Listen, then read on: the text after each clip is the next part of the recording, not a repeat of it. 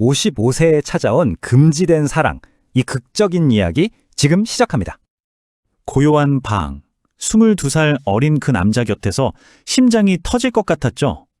대체 55살 과부인 제가 왜? 모든 건 그때부터 시작됐습니다. 우연을 가장한 만남들. 그렇게 우리의 관계는 점점 더 깊어졌죠. 안 된다고 수없이 되뇌었지만 걷잡을 수 없이 그에게 빠져들고 말았습니다. 그날 공원 벤치에서 쏟아진 음료수. 그 순간 모든 것이 바뀌었습니다. 그토록 완벽해 보였던 그 남자. 그가 가진 깊은 상처와 비밀을 알게 됐습니다. 하지만 비밀은 오래가지 못했죠. 결국 아들이 모든 걸 알게 됐습니다. 아들의 눈엔 분노와 경멸이 가득했습니다. 정말 참을 수 없었죠. 전소리쳤습니다. 이건 내 사랑이라고. 과부는 사랑하면 안 되냐고요? 아들은 제게 선택을 강요했습니다. 아들이냐, 그 남자냐. 가슴이 찢어지는 심정으로 전 아들을 택하고 그에게 이별을 말했습니다. 그의 마지막 말은 원망이 아니었습니다. 그래서 더 가슴이 아팠죠. 아들을 얻었지만 제 자신을 잃었습니다. 하루하루가 후회뿐이었죠. 바로 그때 친구의 한마디가 제 가슴을 때렸습니다. 내 인생을 살아. 그때에 도착한 편지 한 통. 그는 제 행복만을 빌며 조용히 떠나 있었습니다. 더 이상 망설이지 않기로 했습니다. 제 행복, 제가 직접 찾기로요. 마침내 그를 찾았을 때 우린 아무 말 없이 눈물만 흘렸습니다. 그는 말없이 저를 안아주었습니다. 마치 계속 기다렸다는 듯이요. 그렇게 저의 두 번째 인생이 시작됐습니다. 후회도 외로움도 없이요. 만약 당신이라면 가족과 사랑, 둘 중 무엇을 선택하시겠어요? 안녕하세요. 화제의 사연을 모아 다양한 입장에서 재조명해보는 사연 공감입니다.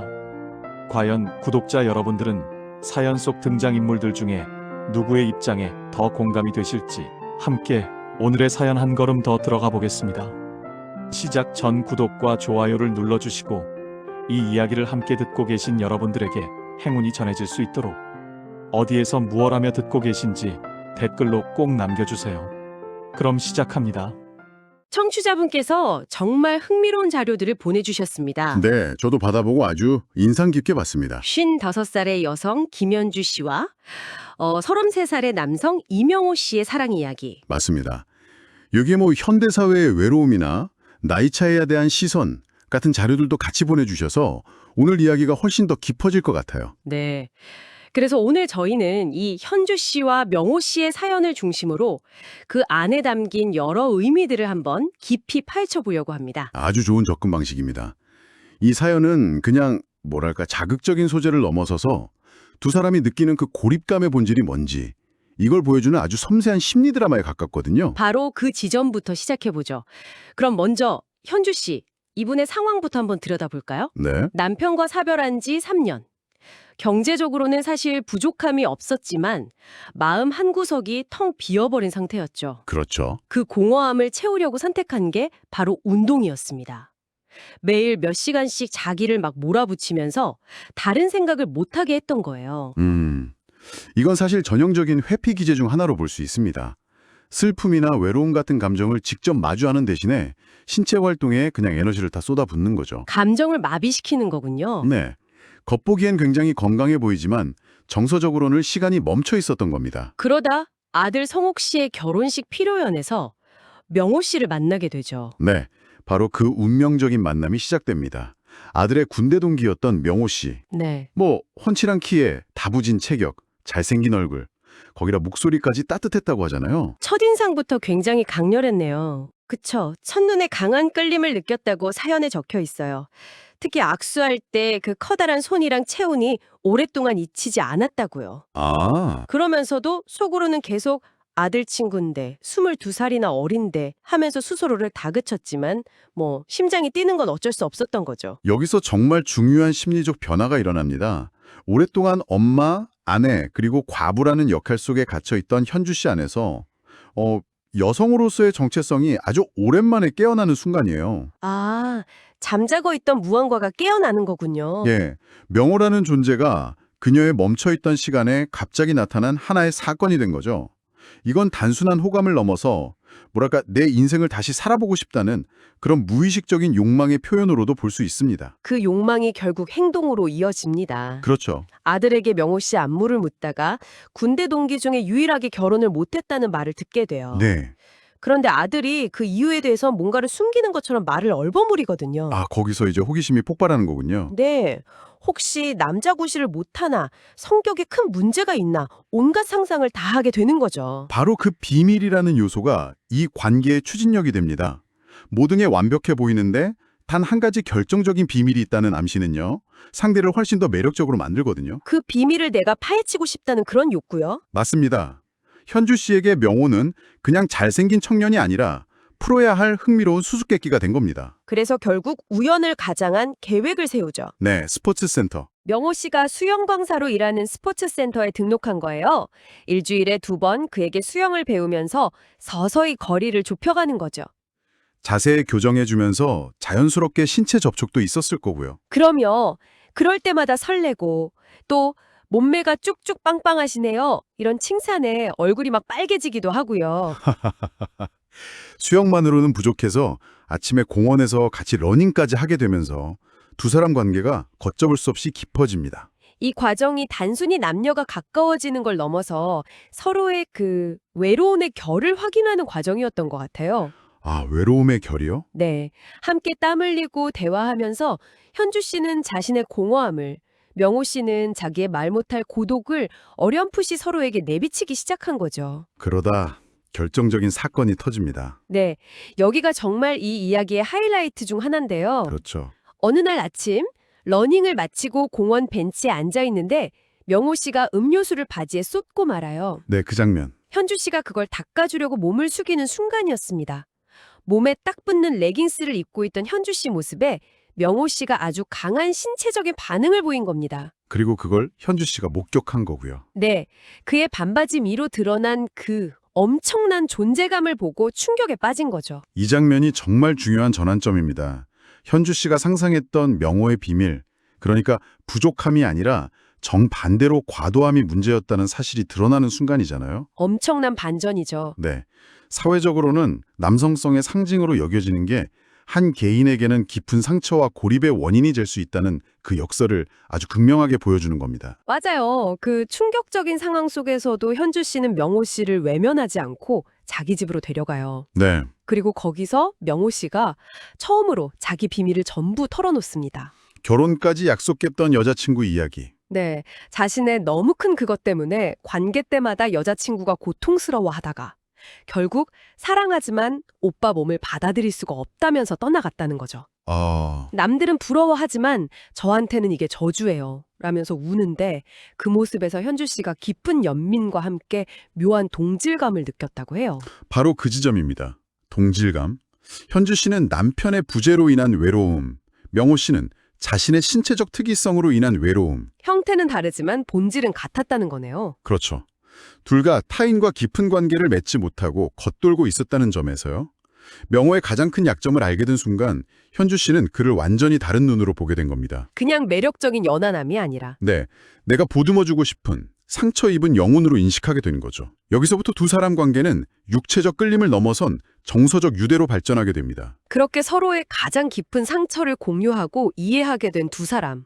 분위기는 자연스럽게 무르익고 명호 씨가 현주 씨에게 조심스럽게 다가가서 첫 키스를 하려는 바로 그 순간. 아, 그 초인종 소리. 네, 요란한 소인종 소리가 모든 걸 깨트립니다.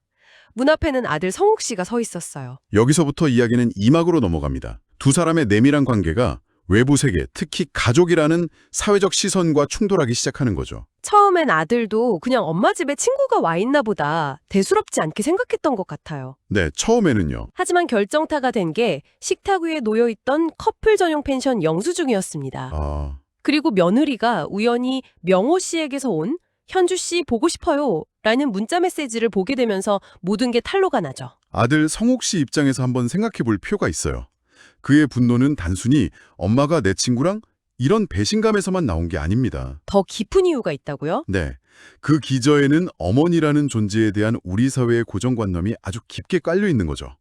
어머니는 자식을 위해 희생하고 성적인 존재가 아니길 바라는 그런 무의식적인 기대. 아, 내가 알던 엄마가 아니라는 충격. 그렇죠.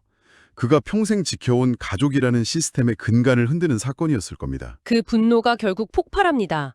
미쳤어요, 엄마. 우리 집 망신이에요. 라며 거친 말들을 쏟아내죠. 현주 씨도 항변했잖아요. 엄마는 사랑하면 안 되냐고요. 평생 과부로 혼자 늙어 죽어야 해. 라고요. 하지만 아들 귀에는 들리지 않죠. 마침 저녁 약속 때문에 찾아온 명호 씨와 딱 마주치자 성옥 씨가 그의 멱살을 잡고 소리칩니다. 재산 노리는 거지, 새끼. 아, 재산이라는 말이 나오는 게 핵심입니다. 왜죠?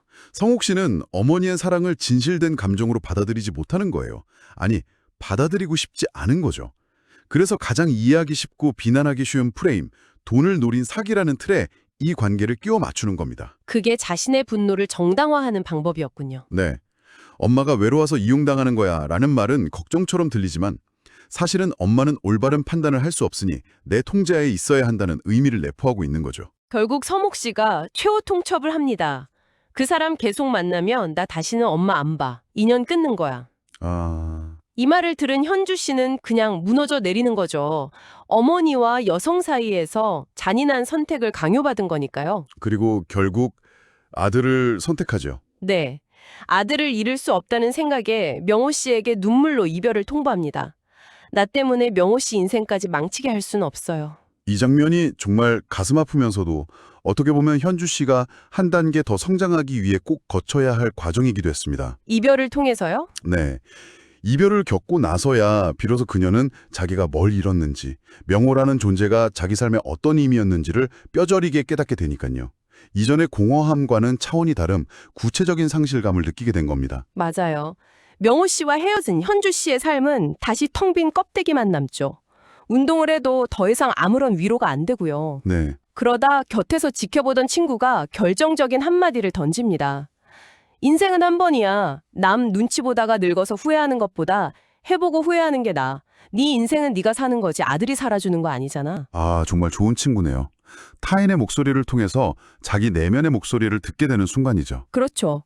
여기에 아들에게서도 미묘한 변화가 감지돼요. 엄마가 매일 불행해하는 모습을 보면서 죄책감을 느꼈던 것 같아요. 엄마가 그때 정말 행복했다면 그걸로 됐어요. 라면서 한 발 물러서는 모습을 보입니다. 이 두 가지 변화가 현주 씨에게 다시 용기를 준 거네요. 네, 그러던 중에 명호 씨가 분당을 떠나 단양에 있는 펜션에서 일한다는 소식을 듣게 되죠. 그리고 얼마 후 그에게서 손으로 꼭꼭 눌러 쓴 편지 한 통이 도착합니다. 아, 그 편지. 네, 내용이 정말 인상 깊었어요. 현주 씨 재산은 단 한 푼도 필요 없었습니다. 제가 탐냈던 건 돈이 아니라 현주 씨의 따뜻함이었습니다. 함께했던 시간은 제 인생에서 가장 행복한 순간이었어요. 아, 비록 함께할 수는 없지만 현주 씨 인생에서 제가 잠깐이라도 따뜻한 계절이 될 수 있었다면 그걸로 충분합니다. 이 편지는 모든 의심을 씻어내는 결정적인 증거이자 명호 씨의 진심을 담은 선언이죠.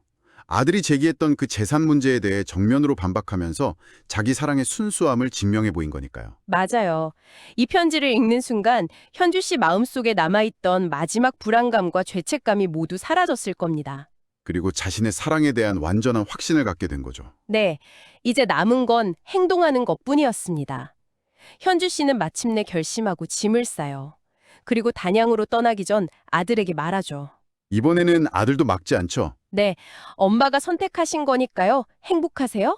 라면서 처음으로 엄마의 인생을 존중해주는 모습을 보입니다. 그렇게 단양의 펜션에 도착한 현주 씨는 마당을 청소하고 있는 명호 씨와 재회하게 됩니다. 상상만 해도 정말 뭉클한 장면이네요. 모든 장애물을 넘어서 오직 서로의 마음 하나만을 보고 다시 만나는 순간이니까요. 현주 씨가 먼저 떨리는 목소리로 물어요. 우리 다시 시작할 수 있을까? 아, 그 말에 명호 씨는 아무 말 없이 그냥을 와락 끌어안고 두 사람은 한참 동안 서로를 부둥켜 안고 참아왔던 눈물을 쏟아냈다고 합니다. 그렇게 해피엔딩이네요. 네, 현주 씨는 분다리의 모든 것을 정리하고 단양에서 명호 씨와 함께 펜션을 운영하며 새로운 삶을 시작했습니다. 평범하지만 온전히 서로에게 집중하는 행복한 나날을 보내고 있다고 해요. 이 이야기는 우리에게 사랑의 본질이 무엇인지에 대해 다시 한번 생각하게 만듭니다. 나이, 사회적 시선, 가족의 반대, 이런 외적인 조건들을 모두 걷어냈을 때 마지막에 남는 것. 그게 뭘까요? 결국 서로의 가장 깊은 외로움을 알아보고 가장 아픈 상처를 기꺼이 보듬어 안으려는 그 진심이라는 거죠. 두 사람은 서로에게 거울이 되어 주었고 서로를 통해 비로소 자기 자신을 구원할 수 있었던 겁니다. 사연의 마지막은 이런 질문으로 끝을 맺습니다. 만약 당신의 이야기였다면 어떤 선택을 했을까요? 네, 하지만 저는 여기서 한 걸음 더 나아가 이런 질문을 던져보고 싶습니다. 이 사연 속 인물들이 마주했던 벽은 비단 그들만의 것은 아닐 겁니다. 그쵸. 우리 모두에게도 각자의 벽이 있죠. 네. 우리 각자의 삶에도 나이나 타인의 시선, 가족의 기대, 혹은 나 자신의 두려움 같은 보이지 않는 벽들이 존재하죠. 이 이야기는 우리에게 묻고 있는 것 같습니다. 당신의 행복을 가로막고 있는 그 벽의 정체는 무엇이며 그 벽을 넘어설 용기가 있느냐고요. 아주 의미 있는 질문이네요. 잠시 시간을 내어 스스로에게 그 답을 찾아보는 것도 의미 있는 시간이 될 것 같습니다. 지금까지 최근에 화제가 되었던 한 편의 인생 사연을 자세하게 들여다보았습니다. 여러분은 이 이야기를 듣고 어떤 생각, 그리고 어떤 감정을 느끼셨나요? 바로 이어서 만나볼 영상은 많은 분들이 공감하고 좋아요를 눌러주신 인기 댓글들에 대한 내용입니다. 함께 가보시죠. 안녕하세요. 오늘 저희와 함께 깊이 파고 들어볼 이야기 시작합니다. 네, 안녕하세요. 청취자께서 보내주신 자료인데요. 바로 나이 차이가 많이 나는 사랑에 대한 온라인상의 응원 댓글 모음입니다. 아, 네. 이게 얼핏 보면 그냥 짧은 글 몇 개처럼 보일 수 있지만 저희는 오늘 이 목소리들 속에 숨겨진 더 깊은 의미를 함께 찾아보려고 해요. 그렇죠. 이런 살아있는 목소리들이 사실 더 많은 걸 보여주거든요. 맞아요. 단순한 분석이 아니라 이 댓글들을 하나하나 아주 천천히 음미하면서 그 안에 담긴 감정, 생각, 그리고 우리 사회의 시선까지 함께 탐색해보는 그런 시간이 될 겁니다. 네, 좋습니다. 통계가 아니라 사람들의 진짜 마음을 들여다보는 거죠. 도대체 무엇이 이토록 많은 사람들의 마음을 움직여서 이렇게 강력한 공감과 지지를 보내게 만드는 걸까요? 자, 그 속으로 함께 들어가 보시죠. 네, 오늘 자료는 정말 흥미로워요.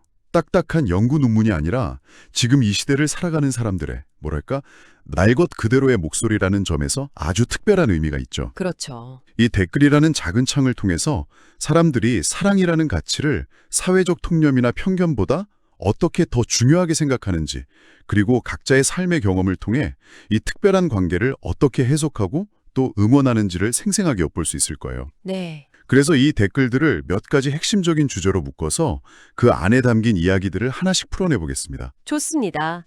그럼 가장 먼저 눈에 띄는 흐름부터 시작해볼까요? 역시 가장 많은 목소리는 남의 시선보다 두 사람의 행복이 최우선이다. 이거인 것 같아요. 네, 가장 본질적인 이야기죠. 제가 첫 번째 댓글을 아주 천천히 한 글자 한 글자 곱씹는 마음으로 읽어드릴게요. 들어보세요. 나이는 숫자에 불과합니다. 사랑하면 되지요. 잘하셨어요. 둘이 좋으면 된 겁니다. 많이 행복하세요. 정말 군더더기 없이 깔끔하고 따뜻한 응원이죠. 네, 맞아요. 여러 말이 있지만 결국 핵심은 그 마지막 문장, 둘이 좋으면 된 겁니다. 맞아요.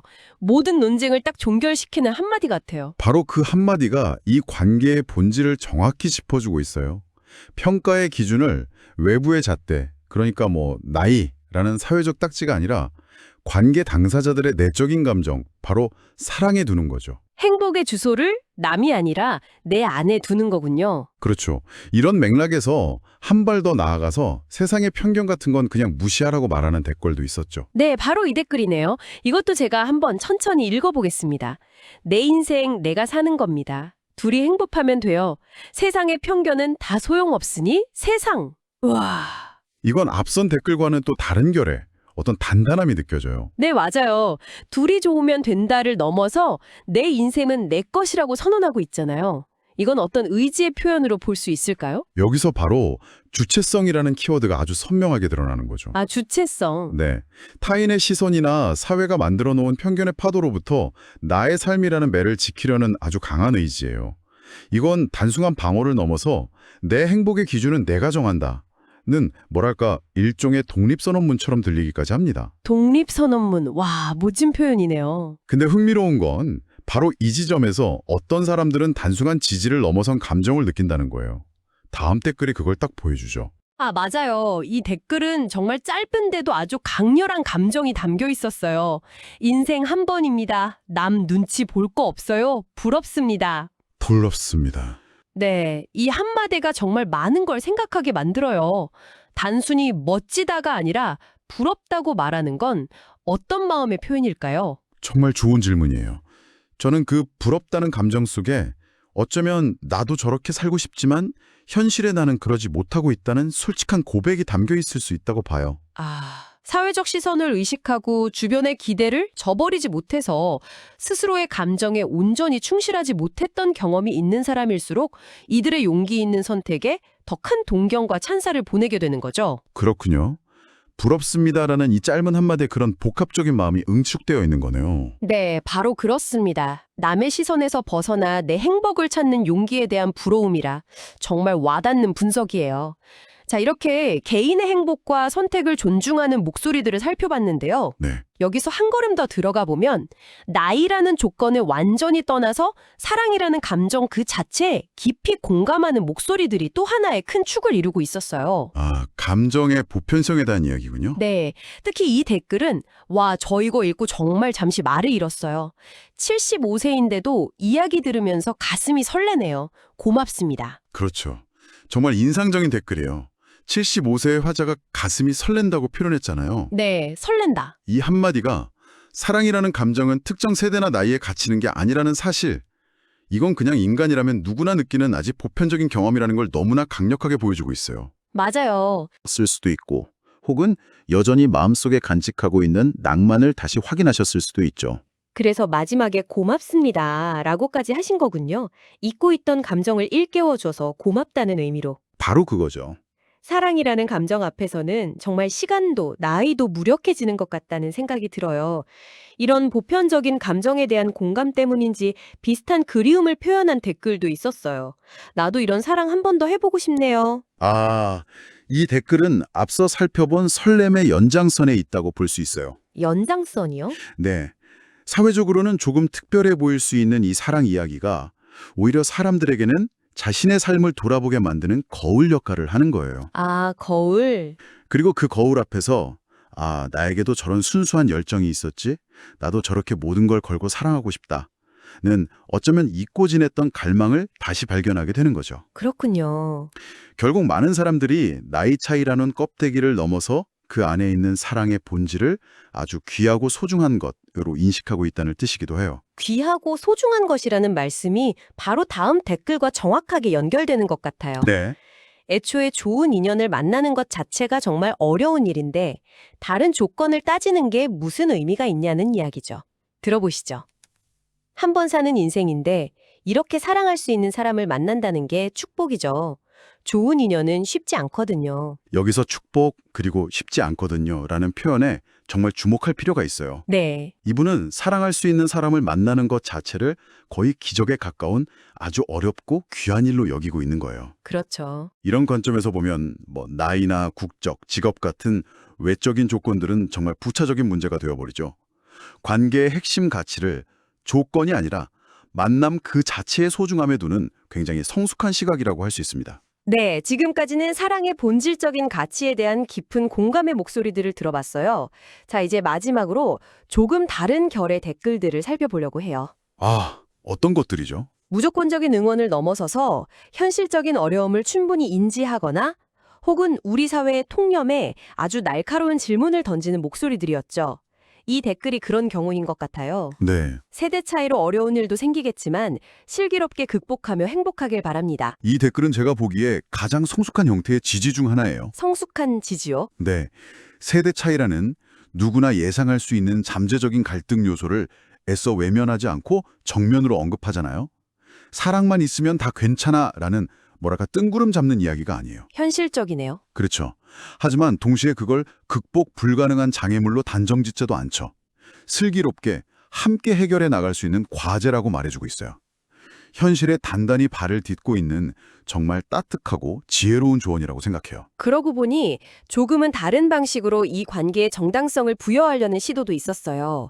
다소 철학적인 관점의 댓글이었는데 이것도 흥미로웠습니다. 어떤 댓글이었죠? 마음이 착하니 여러 가지로 복을 받네요. 행복하세요. 아, 이건 어떻게 해석할 수 있을까요? 착한 마음과 나의 차이를 극복한 사랑 사이에 어떤 연결고리를 만들고 있는 거잖아요. 네. 이건 관계에 대한 일종의 인과응보적 해석이라고 볼 수 있어요. 인과응보요. 네. 사람들은 때로 이해하기 어려운 현상을 마주했을 때 나름의 논리적인 이유를 찾으려는 경향이 있거든요. 이 댓글은 그들의 특별한 사랑이 가능한 이유를 그들의 착한 마음이라는 내적인 성품에서 찾고 있는 거예요. 아, 그렇군요. 저 사람들은 저렇게 마음이 착하니까 저런 특별한 복을 받을 자격이 충분히 있다는 식으로요. 이 관계를 어떻게든 긍정적으로 이해하고 그들의 행복에 대한 정당성을 부여하려는 무의식적인 심리가 반영된 것으로 보입니다. 와, 정말 흥미로운 해석이네요. 행복의 이유를 그 사람의 선함에서 찾는 거군요. 자, 그리고 드디어 마지막 댓글입니다. 네, 아마 오늘 저희가 살펴본 것들 중 가장 날카롭고 가장 직접적으로 우리 사라의 편견을 겨누고 있는 목소리일 거예요. 제가 또박또박 천천히 읽어드리겠습니다. 네. 할 수 있으면 애기도 낳아서 행복하게 사세요. 남자도 33살 어린 여자와 사는데 여자라고 왜 못하나요? 불륜으로 만나 사는 것도 아닌데 뭐가 문제인가요? 와, 이건 그냥 응원이 아니라 거의 선언문 같아요. 네, 그렇죠. 특히 남자도 33살 어린 여자와 사는데 여자라고 왜 못하나요? 이 질문이 정말 전곡을 찌르는 것 같아요. 맞아요. 이 댓글 안에는 정말 여러 개의 중요한 지점들이 복합적으로 담겨 있어요. 첫째, 말씀하신 것처럼 성별에 따른 우리 사회의 이중잣대를 정면으로 비판하고 있죠. 이중잣 대? 네, 나이 차이가 많이 나는 관계에 있어서 사회가 남성과 여성에게 얼마나 다른 잣대를 적용하는지 그 현실을 정확히 꿰뚫어보고 있는 거예요. 그리고요. 둘째, 불륜이 아니다라는 점을 굳이 강조하면서 이 관계의 도덕성을 적극적으로 변호하고 있어요.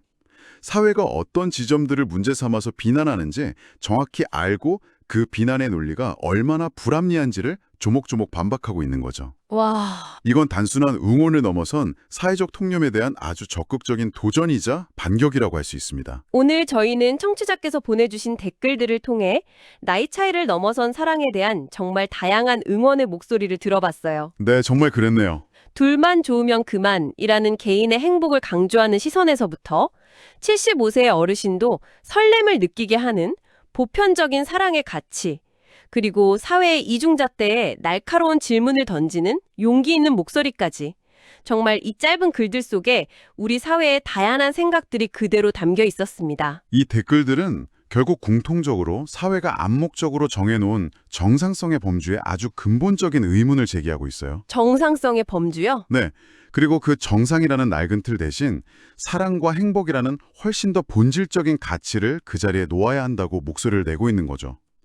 각자의 삶의 경험에서 우러나온 이 진솔한 목소리들이 하나둘 모여서 어쩌면 우리 사회의 견고한 편견에 아주 작지만 의미 있는 균열을 만들어내고 있는지도 모르겠습니다. 오늘 이 이야기들을 들으시면서 청취자께서는 어떤 생각이 드셨나요? 이 댓글들은 지금 현재의 사회적 통념에 맞서서 사랑을 지지하고 있잖아요. 네, 마지막으로 이런 질문을 하나 남겨드리고 싶어요. 먼 미래, 한 100년쯤 후의 사람들은 지금 2024년을 살아가는 우리가 너무나 당연하게 여기는 관계의 조건들 중에서 과연 어떤 것을 가장 이해할 수 없는 편견으로 돌아보게 될까요? 한 번쯤 생각해 보시면 흥미로운 답을 찾으실 수 있을지도 모르겠습니다. 안녕하세요. 오늘 저희가 당신과 함께 깊이 들여다볼 자료는요. 어찌 보면 인터넷의 가장 어두운 구석 같기도 하고 또 어떻게 보면 우리 사회의 가장 솔직한 속마음 같기도 한 반대 댓글 모음입니다. 아들을 둔 한 여성이 아들의 친구와 사랑에 빠진 상황, 바로 이 하나의 문장을 두고 쏟아진 9개의 목소리들인데요. 오늘 저희 목표는 이 의견들을 평가하거나 어느 한쪽 편을 드는 게 아닙니다. 대신에 마치 고고학자가 먼지를 털어내고 유물의 본 모습을 찾듯이 이 거친 표현들 속에 숨겨진 우리 사회에 보이지 않는 규칙, 또 불안 그리고 기대를 함께 발굴해 보려고 합니다. 그래서 오늘만큼은 이 댓글들을 아주 천천히 한 글자 한 글자 음미하듯 읽어보려 해요. 그 안에 담긴 무게를 온전히 느껴보기 위해서요. 네, 좋은 접근이라고 생각합니다. 사실 익명의 댓글만큼 어떤 사안에 대한 사회의 집단적인 무의식이 이렇게 날 것 그대로 드러나는 곳도 드물거든요. 맞아요. 날 것 그대로라는 표현이 딱이네요. 오늘은 이 댓글들을 단순한 악플로 치부하는 대신에 우리 사회가 사랑과 관계 그리고 가족에 대해 그어놓은 보이지 않는 선들이 어디인지, 그리고 그 선을 넘었을 때 왜 사람들이 이토록 격렬하게 반응하는지를 추적해보는 아주 흥미로운 여정이 될 겁니다. 좋습니다. 그럼 그 여정의 첫걸음을 떼어보죠. 가장 먼저 그리고 가장 강하게 터져나오는 반응은 바로 아들의 친구라는 이 관계 설정 자체에 대한 거부감, 일종의 금기를 건드렸다는 분모입니다. 첫 댓글부터 아주 천천히 제가 읽어보겠습니다. 더구나 아들 친구랑 관계를 갖다니 참 세상이 말세네요. 아주머니 나이에 맞는 사람 찾아보시고 아들 친구 조용히 보내주세요. 추접스럽고 천박스럽네요. 와, 시작부터 굉장히 강렬하죠. 세상의 말세네요. 추접스럽고 천박스럽네요. 네. 이건 단순한 반대 의견이 아니라 거의 비상경보에 가깝습니다. 여기서 주목할 점은요, 단순히 나이 차이가 많이 나는 연애에 대한 비판이 아니라는 거예요. 아, 그게 아닌가요? 네, 핵심은 아들의 친구라는 이미 명확하게 설정된 사회적 역할의 경계를 무너뜨렸다는 인식입니다. 아, 그러니까 단순히 나이 많은 여자와 젊은 남자의 문제가 아니라 엄마의 친구와 아들이라는 기존의 역할극 무대를 완전히 뒤엎어버렸다는 거군요. 뭐랄까, 보호자와 피보호자에 가까웠던 관계가 연인이라는 수평적인 관계로 바뀌는 그 순간의 충격? 정확합니다. 아들의 친구는 내 가족의 울타리 안, 혹은 적어도 그 주변에 있는 존재로 인식이 되잖아요. 그렇죠. 이끌어주고 보살펴야 할 대상으로 여겨지죠. 그런데 그 인물이 갑자기 연애의 파트너가 된다. 이건 많은 사람들에게 마치 시스템 오류처럼 느껴지는 겁니다. 시스템 오류요? 네. 그래서 말세라는 세상의 질서가 무너졌다는 극단적인 표현까지 나오는 거죠. 다음 댓글도 한번 보시죠. 아마 비슷한 맥락이 느껴지실 겁니다. 그러게요. 사랑도 좋지만 자식 친구는 안 되는 거 아닌가요? 사람이면. 사람이면 이 말줄임표에 정말 많은 의미가 담겨 있죠. 그러게요. 이건 논리가 아니라 거의 본능적인 거부감의 표현이거든요. 사회가 암묵적으로 합의한 최소한의 선, 즉 타부를 건드렸다는 겁니다. 타부. 네, 타부는 이성적으로 왜 안 돼? 라고 묻기 이전에 감정적으로 어떻게 그럴 수가 있어? 라는 반응을 불러일으키죠. 이 댓글이 바로 그 지점을 보여주고 있어요. 듣고 보니 그러네요. 논리적인 설명 대신에 인간이라면 마땅히 지켜야 할 도리를 어겼다. 이런 식의 선언처럼 들려요. 맞습니다. 이런 시선은 자연스럽게 개인의 감정 문제를 사회적인 책임의 문제로 확장시키는 것 같아요. 마지막 댓글이 탁 그 지점을 찝어주는 것 같습니다. 아들 보기 부끄럽지 않나요? 도대체 무슨 생각인 건지. 바로 그겁니다. 이 질문은 이 관계를 두 사람의 사적인 연애에서 순식간에 어머니라는 공적인 역할 수행의 실패로 규정해버립니다. 당신이 느끼는 사랑보다 당신의 아들이 느낄 감정이 더 중요하다는 압박이죠. 당신의 선택이 당신 혼자만의 것이 아니라 당신을 둘러싼 관계망 전체, 특히 가장 가까운 아들에게 어떤 영향을 미칠지 생각하라는 사회적 요구가 아주 날카롭게 담겨 있습니다. 와, 정말 예리한 분석이네요. 저는 그냥 분노의 표현이라고만 생각했는데 그 이면에 내 행복에는 사회적 책임이 따른다는 강력한 메시지가 숨어 있었군요. 이 역할과 책임에 대한 압박은 다음 주제인 나이에 대한 사회적 기대로 자연스럽게 이어지는 것 같습니다. 마치 정해진 인생의 각본이 있는 것처럼 말이죠. 이 댓글 한번 들어보시죠. 어른이면 어른답게 본인이랑 맞는 남자와 사랑하세요.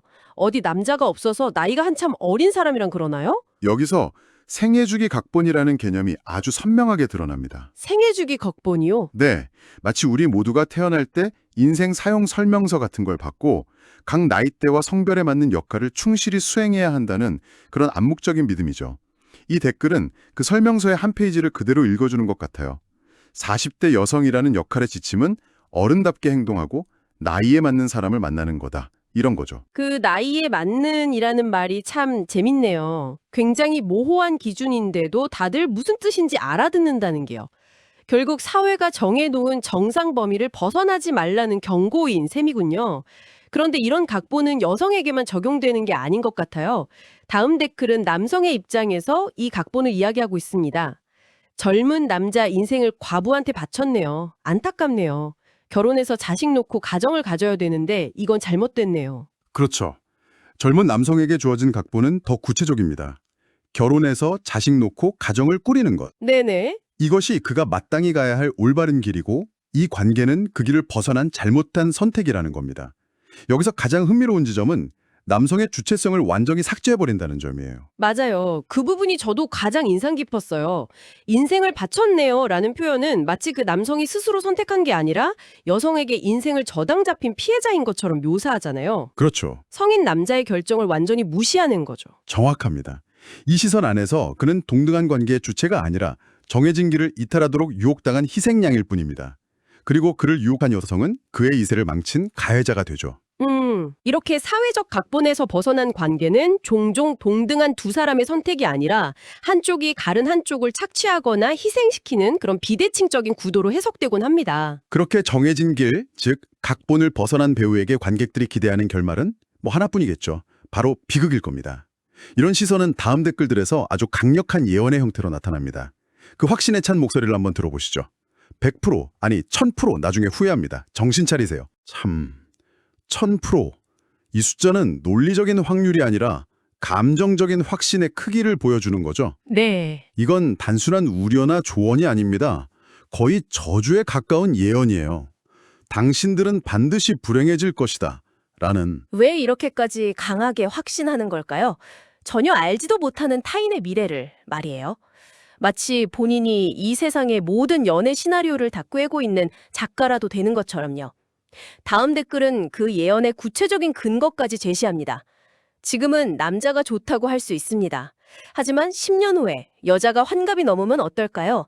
결국은 비극으로 끝납니다. 지금 잠시 눈이 멀어서 그런 거지요. 인생 최대의 비극으로 끝날 것이 뻔합니다. 이 댓글이 그 확신의 근원을 명확하게 보여줍니다. 그들이 믿는 유일한 진실, 유일한 변수는 바로 나이라는 생물학적 조건입니다. 지금 두 사람이 느끼는 사랑, 신뢰, 유대감 같은 모든 감정적인 요소들은 잠시 눈이 먼 것이라는 한마디로 전부 폄하해버리죠. 그리고 오직 10년 후 여자의 나이가 환갑이 넘었을 때라는 그 물리적인 현실만이 이 관계의 본질을 결정할 것이라고 단정합니다. 그러니까 그들에게 사랑은 유통기한이 있는 감정이고 그 유통기한은 여자의 젊음과 동일시되는 거군요. 그게 다 하면 관계도 끝날 거라고 믿는 거고요. 그렇죠. 이건 예측이라기보다 규칙을 어겼으니 너희는 벌을 받아야 마땅하다는 일종의 선고처럼 들리기도 하네요. 정확한 표현입니다. 이건 예측이 아니라 선고에 가깝습니다. 사회적 통념, 즉 정상성의 틀을 벗어난 선택은 반드시 실패해야만 한다는 강력한 믿음이 기저에 깔려 있어요. 실패해야만 한다. 네. 만약 그들이 행복하게 잘 산다면 사회가 유지해온 규칙과 질서가 흔들릴 수 있으니까요. 그래서 그들의 미래가 비극으로 끝날 것이 뻔하다고 계속 되뇌면서 그 규칙의 힘을 재확인하고 싶어하는 그런 심리라고 볼 수 있습니다. 그 정상성의 틀이라는 게 정말 견고하네요. 그 안은 안전하지만 밖으로 한 발짝이라도 나가는 순간 비극이 예약되어 있다는 그런 세계관인 셈이군요. 이제 마지막으로 살펴볼 댓글들은 이 관계가 주변에 미치는 영향, 그리고 앞선 목소리들과는 조금 다른 결의 내면적 갈등을 보여줍니다. 먼저 정말 소름 끼치는 비유가 담긴 댓글입니다.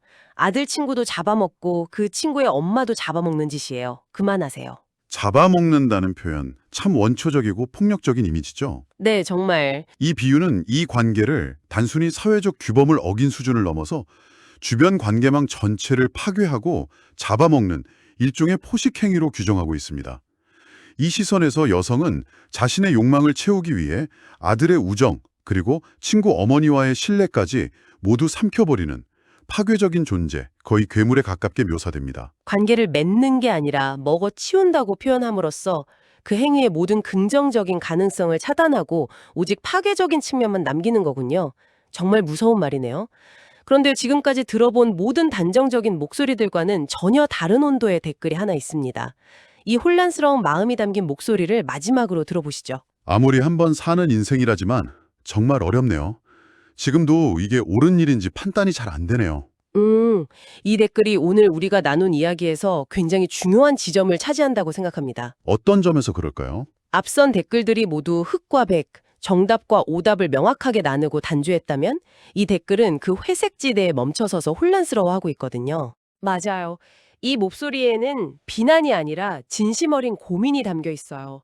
한 번 사는 인생이라는 말에는 개인의 행복을 추구할 권리를 인정하는 마음이 담겨 있고, 네. 이게 옳은 일인지 판단이 잘 안 되네요 라는 말에는 사회적 도덕률을 무시할 수 없는 마음이 동시에 담겨 있죠. 바로 그 지점입니다. 이 댓글은 어쩌면 격렬하게 비난의 목소리를 내는 사람들보다 훨씬 더 많은 침묵하는 다수의 속마음을 대변하는지도 모릅니다. 개인의 자유와 행복이라는 현대사회의 가치와 가족과 공동체의 질서라는 전통적 가치가 내 안에서 충돌할 때 느끼는 혼란이죠. 이 문제는 쉽게 답을 내릴 수 없는 어려운 문제라는 것을 인정하는 유일하게 열려있는 목소리라고 할 수 있습니다. 오늘 우리는 9개의 짧은 댓글을 통해 우리 사회의 깊은 곳을 함께 여행해봤습니다. 아들 친구라는 선을 넘는 것에 대한 본능적인 분노에서 시작해서 나이에 맞는 역할을 강요하는 보이지 않는 각본, 그리고 정해진 비극을 선고하는 확신에 찬 예언들까지 정말 다양한 결의 부정적인 시선들을 마주할 수 있었네요. 네. 그리고 이 댓글들은 단순히 그 관계 당사자들을 향한 돌팔매질을 넘어서 우리 사회가 정상이라고 믿는 사랑과 가족의 형태가 얼마나 좁고 경직되어 있는지를 보여주는 거울과도 같습니다.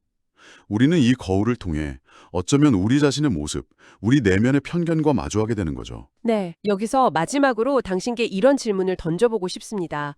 만약 오늘 우리가 읽은 이 댓글들에서 아줌마, 아들 친구 같은 비만의 대상을 모두 지워버리고 그 안에 담겨있는 규칙과 기대라는 뼈대만 남겨본다면 우리는 무엇을 발견하게 될까요? 규칙과 기대라는 뼈대만. 네.